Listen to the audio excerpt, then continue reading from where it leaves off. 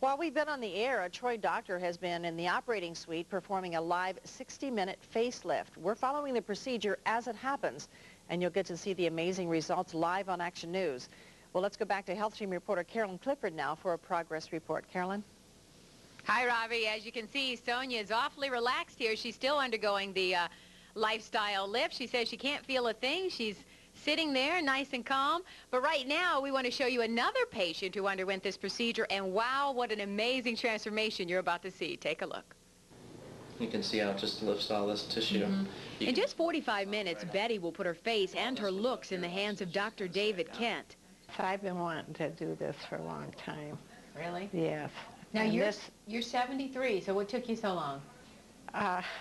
I don't know, just putting it off in the family saying that you don't need to do that. But instead of a traditional facelift, Betty has chosen a 60-minute facelift, or lifestyle lift, patented by Dr. Kent. The lifestyle lift is done in about 45 minutes. It's done in the office.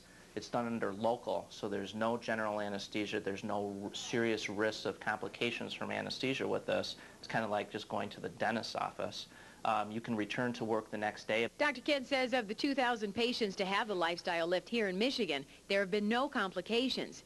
He says it's best for men and women in their 40s, 50s, and 60s with jowls, deep creases, frown lines, and what some call turkey necks. However, once you become extremely wrinkled, you're better off to have a traditional facelift. Dr. Kent makes a small incision in front of the ear, then uses sutures to tighten sagging muscles. Because of Betty's age and number of wrinkles, she needs more of a lift, so the incision will be a bit larger.